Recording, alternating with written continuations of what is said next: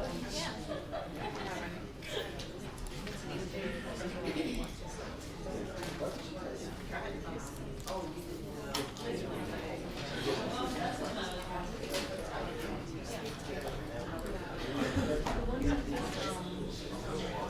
morning.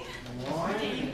Welcome to our Spring Provider Forum. As always, well not always, as a new initiative, we do have coffee and snacks over on the side, so if you need a little pick-me-up this morning, feel free to stop by or grab some coffee and granola bars on the way out.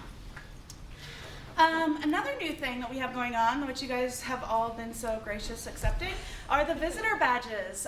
So we are trying to make sure our facilities are safe. We know who's present in them. So as you can tell, as I'm looking around, everyone has the visitor badge on. What's really important, each visitor badge is attached to a number. So as you leave, make sure you give it on the table where you picked it up so that we can mark off that it was returned and we won't need to contact you and pick it up from you. By we, I mean probably me. So please drop them off. I would greatly appreciate it. All right. So I want to highlight some DoD initiatives. Director Davis listed 6 things that they're really going to be working on in the new year. They have a video that's being released later this week, and I was hoping it would be ready, but it's not. So I'll just cover the 6 areas. Lots of them we've been talking about over the past year, and I think there's some new things that fall probably outside of our area but are still relevant to our system. So the first one is DSP wage increases. As you know, one went into effect this year and one's going into effect next year. And pretty amazing, right? We didn't see that coming. So all good news for 2020 and 2021. The other thing that's in process is the statewide ISP. It's being piloted currently, and it's going to continue to probably evolve and change as we get feedback on that. Don Freudenberg is representing Hamilton County from the county level, and do we have any providers on the statewide ISP work group? The other area of increased funding is early intervention, so really making sure people get services at that birth through 3 level. Increased funding for multi-system youth, so sort of the wraparound services to make sure that people that are really in that high-risk range get the services and supports they need. The 5th area, increasing IT efficiency, so making sure the systems make sense and they're not duplicative. And finally, is something that was highlighted at the annual DoD conference, and also recently Alice, our superintendent, made it a focus of our annual training as well, which is the importance of customer experience and customer service. So making sure that the people that enter our system, whether they be providers, individuals, families, really feel like they are being supported and have a good experience, basically. All right. Anything else you want to cover, Jamie? No. The DoD initiatives? Okay. Nothing like throwing in bus. All right. The other thing that I wanted to make sure you guys, we've talked about it throughout the past several months, is the NMT rule updates. They finally went into effect February 1st. And so that provides, for HPC transportation, it provides new codes, especially for the ones that, for individuals that require accessible vehicles. And it also is increased funding for the accessible vehicle for per mile transportation. The other great addition is for ADA providers that during the day transportation to get to community activities, so the going back and forth, their providers can now request to get NMT miles for that time. So for those large ADA providers out there, if you, instead of reaching out to 100, 150 SSAs, if you want to send me a spreadsheet of the individuals that you'd like to have that added onto, please send it to Karen Sherman. Thank you. You're welcome. Stepping Stones recently did that. I hope it was a good experience. So. Hey Karen. Yeah. Since you're covering that, one thing about that, in about a week and a half's time, we got over 200 requests to do revisions for that. And we don't want to slow down the process because it does take us some time to revise a whole plan. So what we are doing for anyone whose plan starts, year doesn't start until 9/1 or after, so anyone who has a span year that's before 8/31, We are just doing an addendum to the worksheet, as an addendum. We're not doing the whole plan. So if you're not already in the plan, when you get that worksheet, if you'll get a copy sent to you, keep it as your evidence that you're in the ISP. So if you get an audit, that's your evidence that it was in the ISP. If they have questions, have them contact us. If we wait for us to do whole My Plan revisions, you guys will be waiting forever to get that authorized. So we don't want you to wait. They added it in a weird time for us, so that's what we're doing. If they have a span that starts 9/1 or after, we'll go ahead and do a full revision because it'll be too long till the next span year comes. So that's what we're doing. It'll be a worksheet, so you'll get a copy of the worksheet. Once funding processes it, the pause gets enrolled, you'll get a copy emailed to you. If you have any problems, please let us know. Karen can be your point of contact, and we'll step in if we need to and let the department know that is a part of your plan. We always say our worksheets are a part of our My Plan packet, so that's what we're doing. That's how we're adding it, so we can get those processed in a timely manner for you. Okay?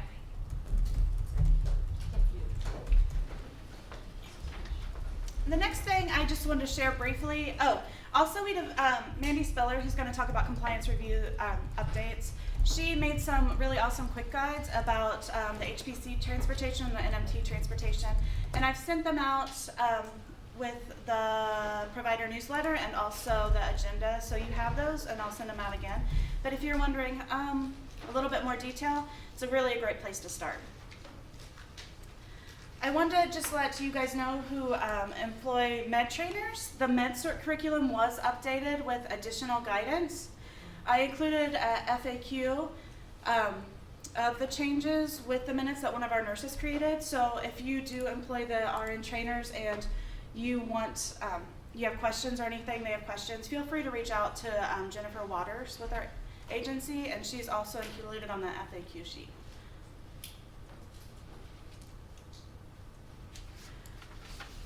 Final thing I want to talk about is just citation trends that we are seeing on our end.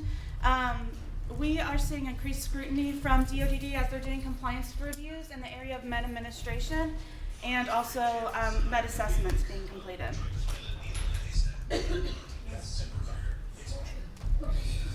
Sorry about that. All right, so what we're seeing is if a provider needs to support an individual to do medication administration, oral topical, or any of the health-related tasks, insulin, oxygen, any of the health-related activities, compression stockings, external catheter, is that we aren't always knowing about it on the SSA end, so we don't have the assessment attached to the My Plan.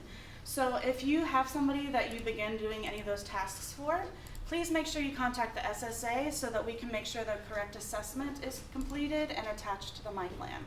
That would greatly help us out. The other thing that we are seeing is for PRN psychotropic medications is increased scrutiny. So what we have found as through the citation process is that we have individuals that are receiving PRN psychotropics. They may have a diagnosis for anxiety, but the med orders, the physician's orders, specifically say for anxiety related to attending medical appointments. And DODD is correct in noting that that is a chemical restraint. So what we are doing for those plans currently is we are saying remove them from the physician's order, and we're putting a comment in the plan for some of those people that we know that it's really important that they may need medication. So there's a comment in the plan saying prior to medical appointments, please reach out to my physician to see if there's any accommodations that need to be made or special arrangements. And so if a PRN psychotropic is needed for an individual for those appointments, an MUI would need to be filed for unapproved behavior support. And so it's sort of a one-time thing. What? That's great. Mm-hmm. Yeah, Say that again.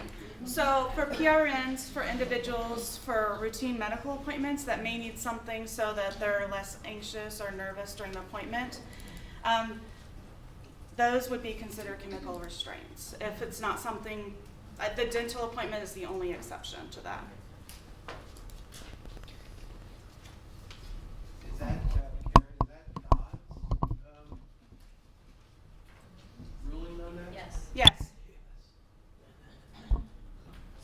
So as you have questions, if you're looking through physician's orders for individuals, you can feel free to email provider support and just sit with the physician's order and say, hey, can you take a look at this? and we'll gladly take a look at it and make recommendations because we know it's confusing. It's a change of how we thought of things in the past. Or you can email me always too. Jamie, we've been trying to battle this with the department. We didn't agree, and we lost the battle. So Who is it? well, the department's watching. So hello. Yeah, department. Karen, who were you working with up there? Or several people we talked to. We worked a lot with Lisa Allersmeyer. Okay. So there'll be an increase in MUIs basically every time we send someone to a doctor appointment because of Following the doctor's order. following a doctor's order. Okay.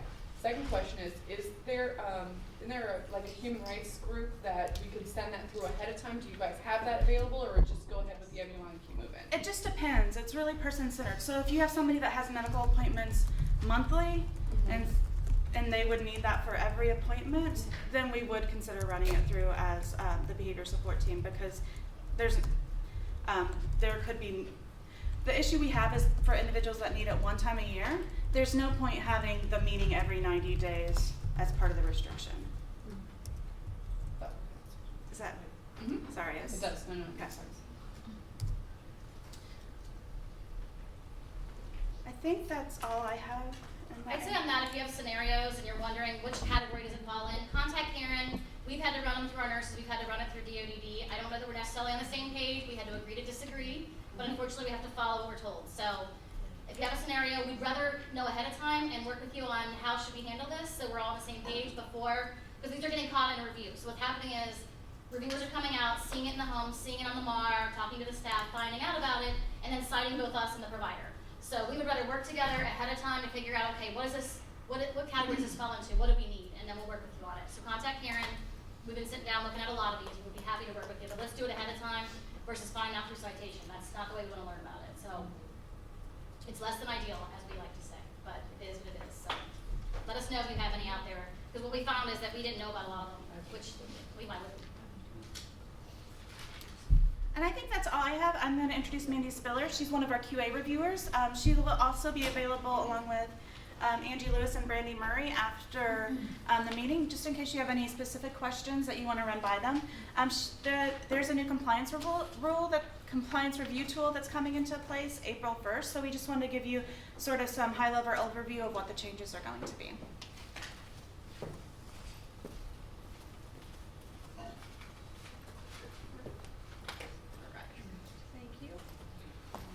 Good morning, everyone. Ooh, lively, I like that. So, this compliance review tool, the last change was back in October. I reviewed that one as well. Those changes were a lot more, so yay, less this time.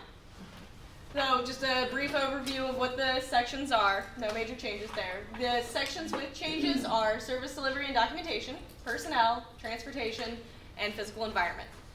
So those specific changes are in service delivery and documentation, question 5004 now references the exact rule, and it's regarding the NMT rule change. So it's for units on documentation, and it specifies that for per mile NMT, which is those miles that'll happen during day programming, the number of miles in each distinct commute as indicated by beginning and ending odometer numbers or mapping of GPS, that'll be your units.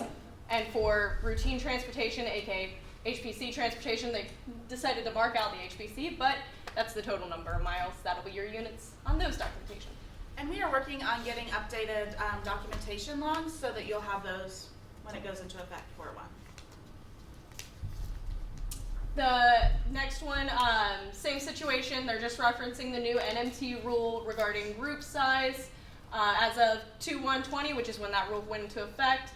Number of individuals transported is required for that HPC transportation. So independent providers, agency providers, you'll want to make sure that you have your group size 1-to-1. Or if you have more than one person in the room, or in the vehicle, 1-to-2, 1-to-3, and then billing those ratioed services. And 5.018 does the waiver service delivery documentation for non-medical and routine transportation include the license plate number of the vehicle used to provide service. So this is new for HPC transportation. This has always been a requirement for NMT. So next, in the personnel section regarding driver's abstracts, again referencing that new rule. The abstract must be obtained no earlier than 14 calendar days prior to date of initial employment as a driver. So this is very specific as to when that person becomes a driver. Maybe you hire them January 1st and then come March you needed a new driver. You just want to get that abstract no more than 14 days before they start being a driver, and you'll want to indicate that. So if a compliance reviewer comes out and they see, well, this person's been hired since January, why are they driving, and you didn't get their abstract until March, just make sure you clarify in their personnel file, well, that's because they weren't a driver until then.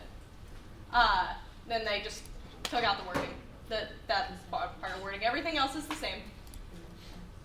They've removed the questions 7.024 and 7.025 regarding the doctor physical prior to providing transportation and the drug test prior to providing transportation.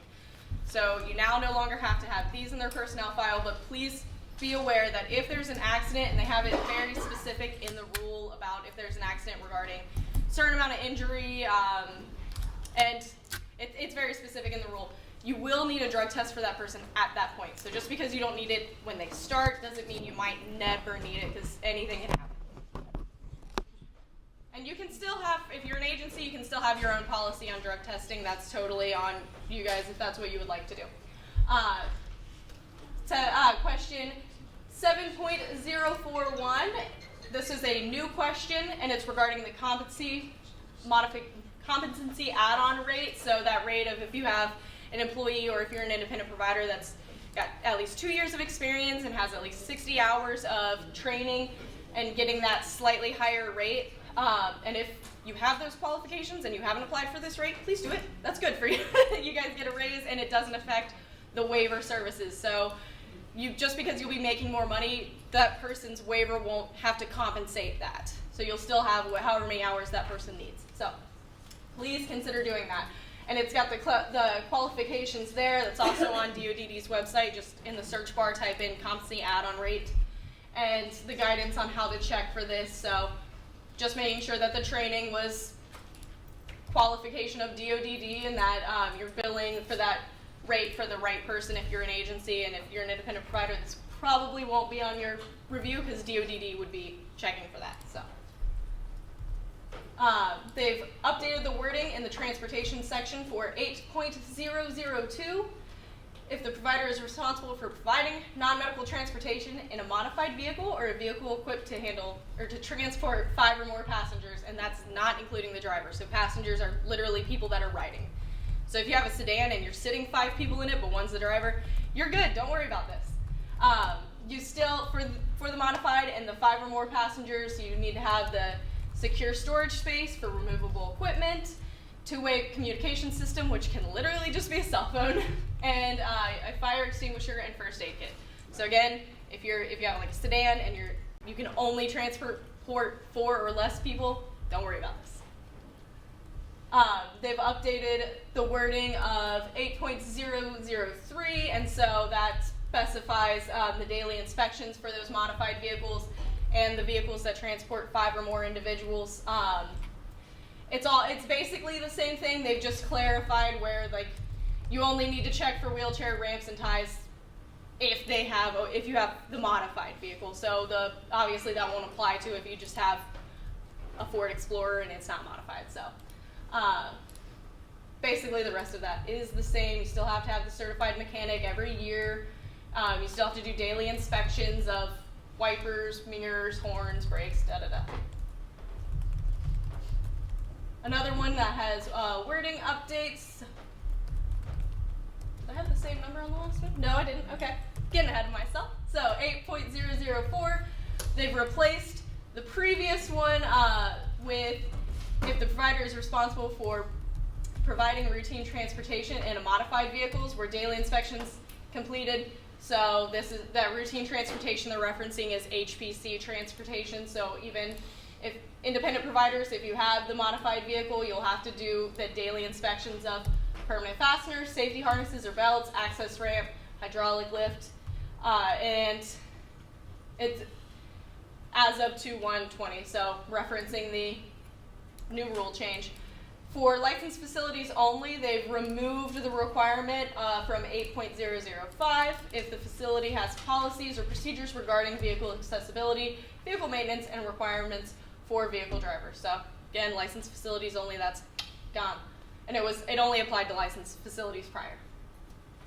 And physical environment change is they've added this new question: are providers, buildings, vehicles, or other public items free from signage identifying that services are provided to persons with developmental disabilities? So you'll just want to make sure if you're, agency ABC serving the developmentally disabled, get rid of that line. But you can obviously keep your agency name. There's nothing wrong with that. But do we have any questions?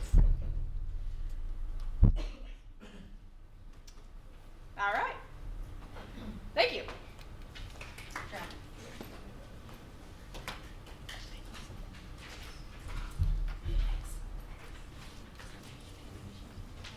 Good morning, everyone. I don't have a lot to say, but I have no PowerPoint. Are you all happy? Okay, just a quick update.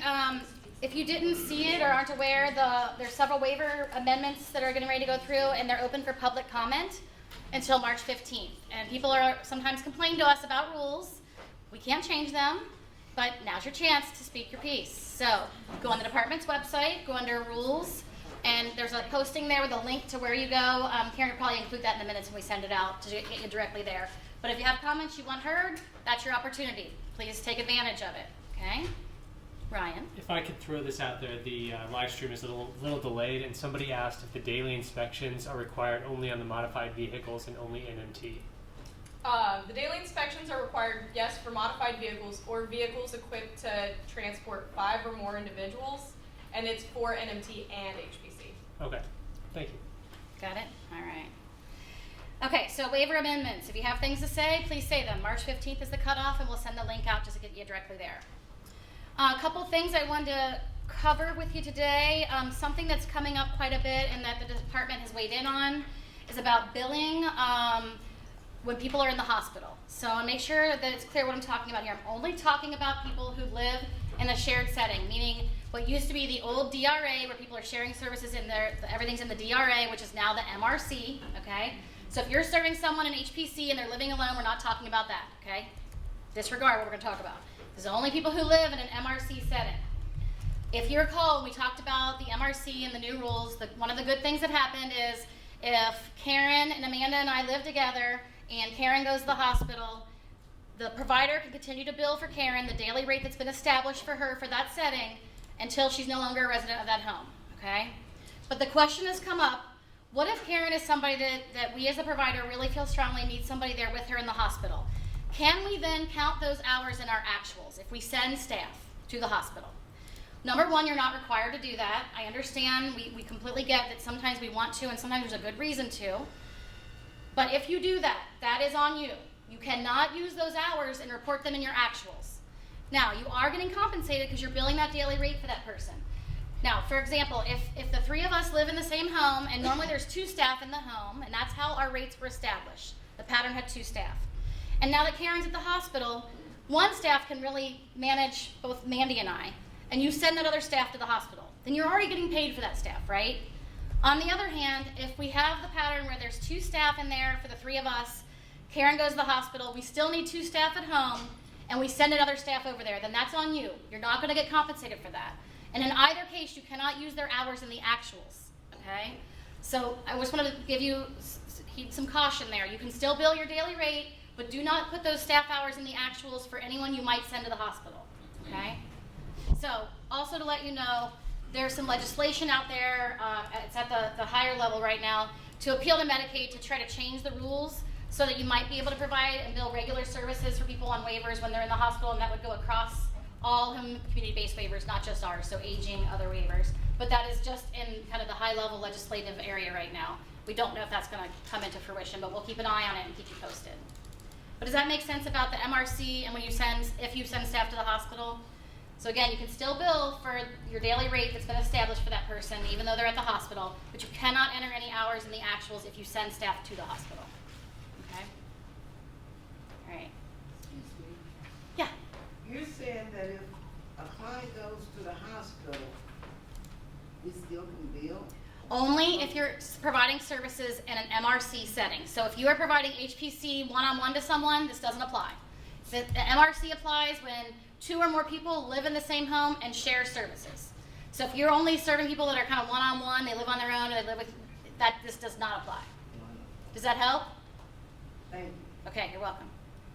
Wiley? Just to clarify, so is it only in sending staff to the hospital with the person, or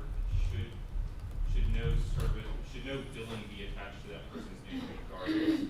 So the question was, is it just if you're sending hospital? No, you still can bill the daily rate for the person, even whether or not you send staff. You're billing your daily rate for that person because that's the way the MRC was set up.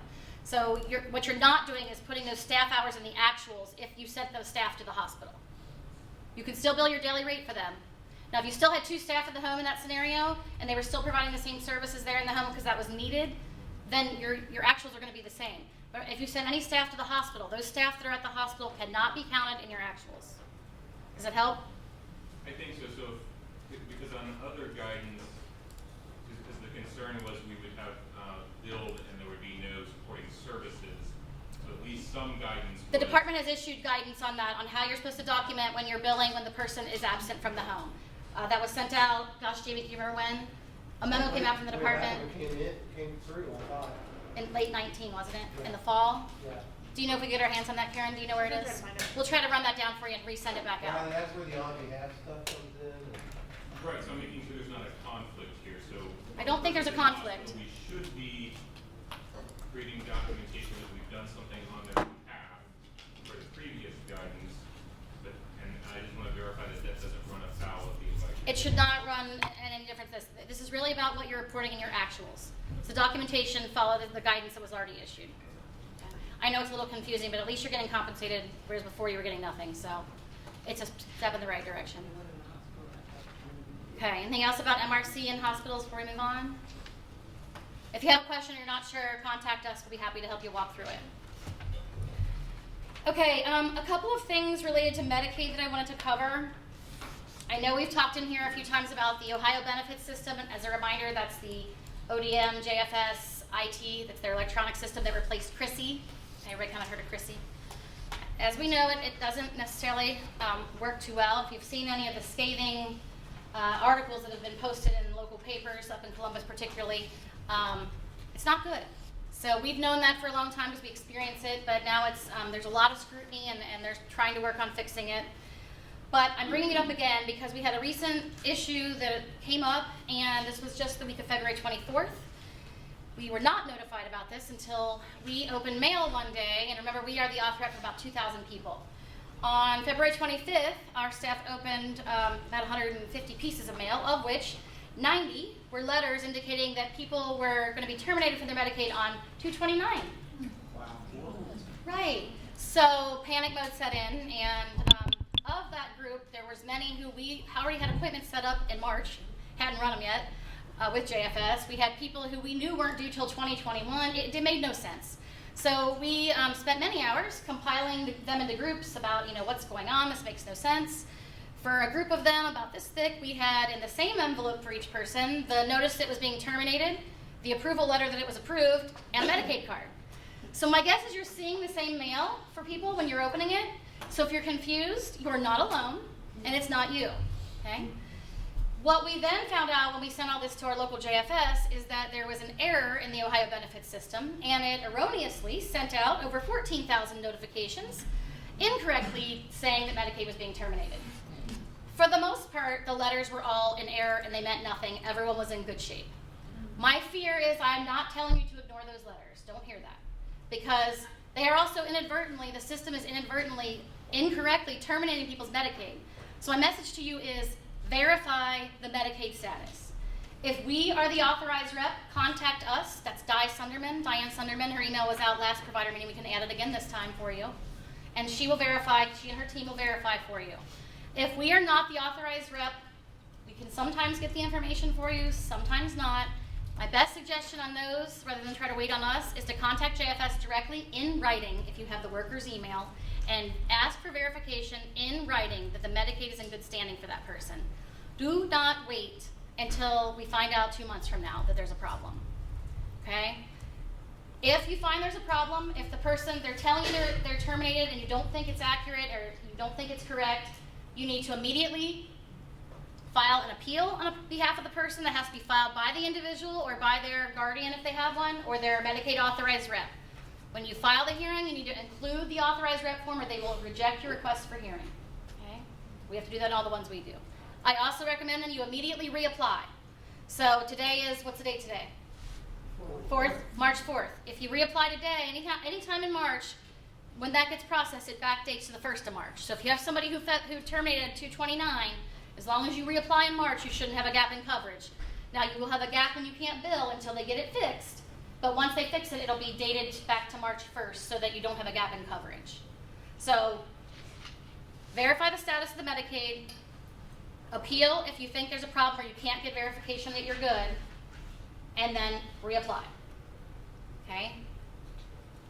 That's my advice on all terminations that you receive notice of, because we are seeing so many problems and you cannot guarantee it's going to be fixed. But if you have asked for a hearing, you go to a stay, meaning they can't terminate. And if they do, they have to reinstate it once we make them aware. And if you reapply, it will be backdated to the 1st of that month if and when it gets approved, so you won't have a gap. I can't emphasize this enough. We're seeing it every day. And I gave you the number, we actually counted them because I wanted you to know how big a problem it was. So in one day we got 90 of these. So of course, if the Medicaid isn't in effect, then the waiver isn't in effect. So that's why this is so important, okay? The other thing, and I know I sound like a broken record if you come every time to these, I'm sorry that you keep hearing this, but despite my continuing to say it, we continue to have issues. If you're billing and you're getting error codes that indicate there's a problem with the Medicaid, please tell us right away. You can copy the SSA on the email, that's fine, but I'm asking that you notify Di Sunderman immediately if you're getting one of those error codes. Unless you know what's going on with Medicaid. If there's some sort of problem you're working on, we're working on it already, we don't need to know. But if this is a surprise, we don't know what's happening, let us know. The earlier the better. And she responds pretty quickly. I don't know how she's keeping up, but because we're getting, I mean, we are having 30 to 50 people a week lose their Medicaid that we know about, okay? Many of them we are the rep for, and we know what's happened, and it's inexplicable. I can't even explain to you what's happening. I'm trying to think anything else related to that. If you have people you're supporting, and they have, either they're trying to deal with it on their own, or you're trying to deal with it on your own, or they have elderly parents who are having a hard time understanding the system, please, I implore you to think about getting the person and the family to agree to let us be the auth rep. We are so much more able to help you if we are the auth rep. Now, if you're in a licensed group home, we cannot become the auth rep. We will, however, help and consult with you and do some technical assistance. If it's a licensed group home at this point, we don't have the capacity to take that on. The only other cases we can't take ourselves are if they are on if there's a family. If they're on a family case at JFS, we can't rep them, but we can consult and help you. Ryan? Question from online about the term actuals. You said something about an issue of not recording a caregiver that is at the hospital and a Yes. 2-to-3 ratio in the actuals. So what does actuals mean in that context? Okay, so the question online was about the actuals. So if you don't know what the actuals are, it means you're probably not doing the billing. So anybody who does their billing in here. Okay, so in the billing system, there's a place where you're going to bill, and then you also have a place where you have to enter your actual hours for your staff, and that's what we're talking about. And it's known as the actuals. I don't know any way to describe it. You have any other better way to describe it? Say billable and non-billable hours. Billable and non-billable hours. Okay, we know it as the actuals. So we communicate to our staff. Yes. So billable and non-billable hours. You're not putting any of that in there as billable hours.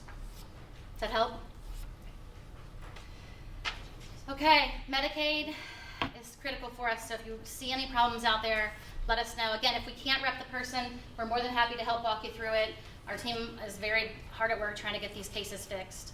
We'll do our best to remedy them. But notify us early and let us help you. Questions? How many of you are having problems with this that you know of already? We've had Medicaid? a handful already. The majority that have been resolved have just been the JFS said there was some sort of error that kicked them out of Medicaid and they just click a button and put them back in. That's probably the other big trend that we have had going on for a while, and we keep hearing it's going to be fixed, but it hasn't, is people getting inadvertently enrolled in MyCare Ohio. So people who are on our waivers cannot be in MyCare Ohio, and MyCare Ohio is the managed care plan for the dually eligible Medicaid, Medicare. And what's happening sometimes is they're getting enrolled in that. As soon as they click the box to enroll them in that, it kicks out their waiver. So there's something wrong with MITS, or I'm sorry, with Ohio Benefits that's doing it, and then when it gets to the MITS side, it won't let anything on our side process. That is a problem. The other problem we're hearing that's not a problem with their Medicaid but will cause you a billing issue, there's some sort of problem getting the spans in MITS to align with the spans in Ohio Benefits, and it's just a matter of them fixing it, but until they know, someone has to manually fix it. And if you didn't know, this is something that really has caused a part of the disconnect with Ohio Benefits. Used to be, before Ohio Benefits, our local JFS would send out all the notices. So if a notice went out, someone physically said to the system, hey, do this letter. Now it's all computer-based. So based on boxes checked in different screens, letters are automatically sent out and all the mail comes out of Columbus. So it's not even, no one is down there thinking, oh, I'm going to send this letter. So they sometimes don't even know till we alert them that someone's gotten a letter that says you're terminated, you're approved, here's your Medicaid card. What does this mean? So people are very confused. I mean, I have a staff, this is what they do when they're confused. So I can only imagine how confusing this is for families. So we'll do our best to help. If you do call us, if you can scan us copies of the letters, it's much easier for us to know what you're looking at versus trying to guess. So that's the most helpful thing you can give us.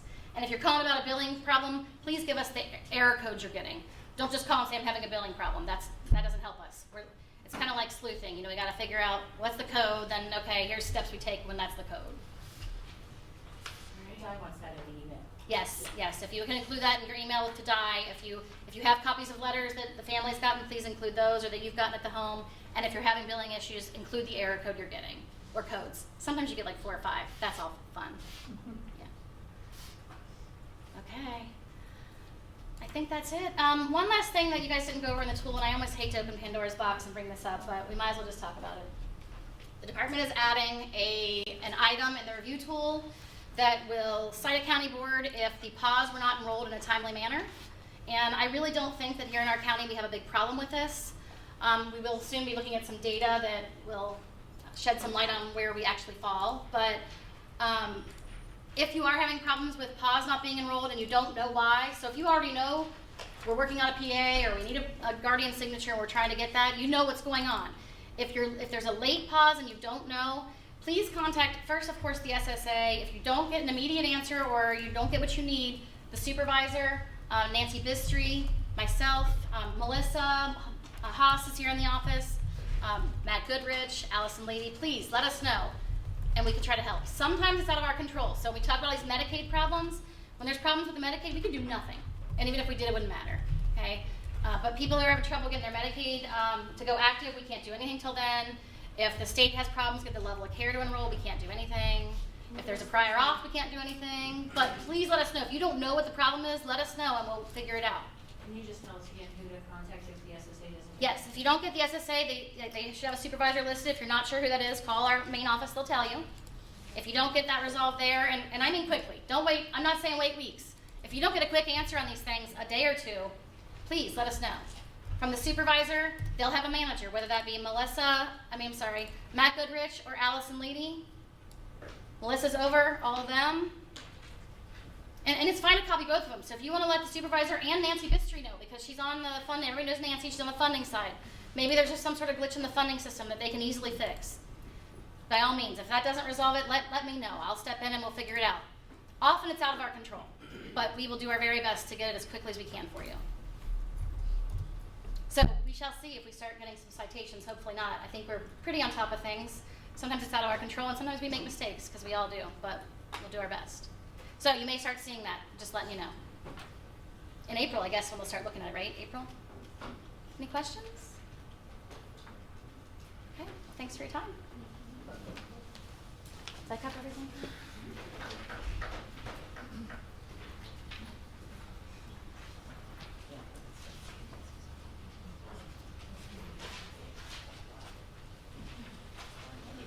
All right. We don't have a whole lot for you. I'm Matt and this is Nathan. Got a couple of our day providers out here. Anybody else doing day supports, vote services? All right, great. This is for you guys. Very seldom do we just get to take a piece and talk to you guys. Here it comes. As you know, I hope, the outcome tracking system changed and there's a new piece in place, and that you should be entering information by the end of this month for anybody getting any vocational supports. if you don't know the words outcome tracking system or what we're talking about, pay attention to what Nathan's going to tell you and talk to us afterwards, because our friends at DODD want this information by the end of this month. Nathan's got a couple of slides, so. Sure. Thanks, Matt. Yeah, so those of you who are not day service providers or employment providers, I guess you can kind of look like you're paying attention, but be somewhere else. So that's fine.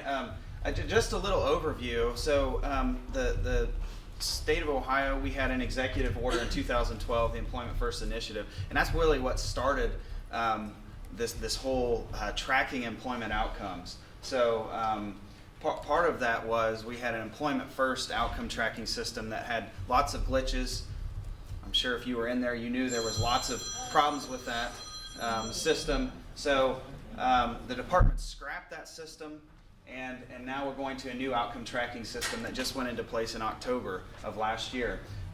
So the important thing to remember about it, and there's all kinds of good information about this on the state's website, on Employment First, the Employment First, Ohio Employment First website, is that it's a snapshot. We're looking at who was employed, what were they doing in adult day services, what were they doing in their jobs in the month of September. So September 1st through September 30th of every year, that's the snapshot period that we're going to look at, the state wants to look at. So after September passes, we then have this 6-month period where we have to input all this data. Part of that on the county side is if you're a provider and you're doing locally funded services, as the county, we have to go in and assign you to people. So first time through, we've already noticed there's all kinds of potential issues with that. So we've had some providers, Goodwill and other providers that were missing people. Maybe we didn't have people correctly labeled. So we're trying to fix that. So it's extremely important in the future that you get in there and do this. Right now, it's only a requirement for employment providers, but we're being told that that's going to change. Any adult day service provider, it will be a requirement. So some of the adult day service providers are getting in there, actually checking it out before you're required to do it probably next year. And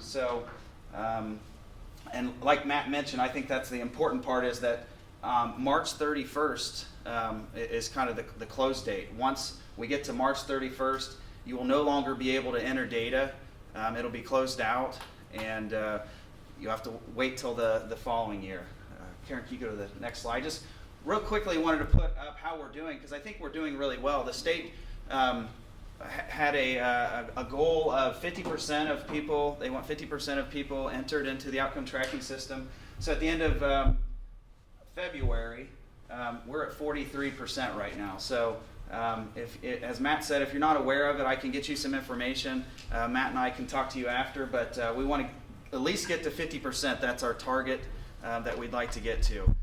So show of hands, who again, any employment providers? So you probably have already done this, but again, day service providers, it's kind of an easy system to deal with. You have 6 questions that you're going to answer, and it goes really fast. It's kind of an added requirement, so we've heard some feedback on that there's no payment for it, but it really, with the new outcome tracking system, it's a lot easier to negotiate and complete. So help us get to 50% so that we can meet our goal by the end of the month, and let us know if you have any questions. And if you want to know what's happening with all the vocab changes, the department puts out a Memo Monday newsletter. This past Monday, there's a piece in there. I think we're going to have a link on our website to that, because there's a survey in there, so you could give them some information about the new vocational pieces coming out the best. Was that basic employment skills training? So they want to know what you know, how you've heard it, and what they can do to help us help them know more about this. So get online, do that, be helpful. Last piece I have is disaster preparedness. I don't know why it's really called that. For people who don't know, for over 20 years, I sat on that side of the table. A while ago, I joined this side of the table. The 7 most feared words when you sit on that side of the table: flu season, ice storm, Jimmy Buffett week. That tells you how old I am. Jimmy Buffett used to play for a week. Why? Because it made it impossible to have staff. all three of those things really wrecked the services.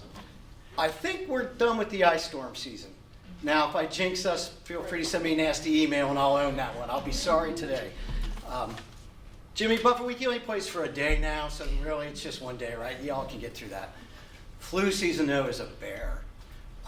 Don't know what to do about that, except I'm here to ask you to talk with your home staff, your management staff, and the other providers about things you do, what you can do in an emergency. Plan A, B, and C.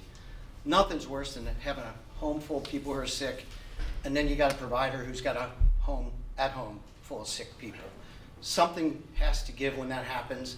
If you talk about it and plan for it, you at least got a decent fighting chance to provide those services. So today, hopefully, I don't know if anybody has anything they want to share, if anybody's got a great system or a process or anything other than washing your hands and keeping them away from your face. Listening to what the CDC says, Hamilton County has a public health department and they put out updates pretty regularly. Anything you can do to help each other and you want to share that today. Anybody have a piece now, or if you're kind of shy and you want to do it afterwards, that's great. But if you don't talk about it and plan for it, it's going to sneak up on you. So that's my big plea is think about who you're serving and the families of the people who work for us and get support. So anybody have anything, Jamie? We're learning staff once a week, overkill on alerts as far as proper hygiene and watching out. Doing proper stuff that we should be doing anyway. Flu shots are great for you, your staff, and Yeah. people in the homes. If they're saying now it's still a good time to get them. So if you haven't done that, please do. Also, I think toward Independence Day, sharing a video that might help with another form of education. Yeah. So if they do share that, we'll circulate that, right? So that's all I really have. Hey, Matt, I got a question. Yeah. Any of our, day half folks are being visited by Medicaid around the state? Have we got any of those here? Anybody? You're on the list, I think. There's some that are. But Are on the list? yeah, I believe so. But Nobody in here's been visited? We have about 5 on the list. yeah, and they're not here. Okay. Some ADA programs are having a Medicaid settings review visit from the Department of Medicaid. So thank you all for coming. Hope you guys got some good information. I'll make sure to send out the minutes, attachments, and anything else that's helpful. And before you leave, please exit through those doors and make sure you return your badges. Feel free to stay around and network. There's coffee, granola bars to enjoy the rest of your day. And also in room 2C, if you want to meet with any of our QA reviewers for specific questions as it relates to documentation, compliance, or anything in general, feel free to stop by. Thank you. Carrie, do you want to mention the census thing? Oh, I forgot. One last thing. The census people will be here around 10:45 and talk about how we can support our individuals as the census is completed for 2020. Thanks. Please stick around for that if you can. Please stick around. Should be about 15 minutes, half an hour.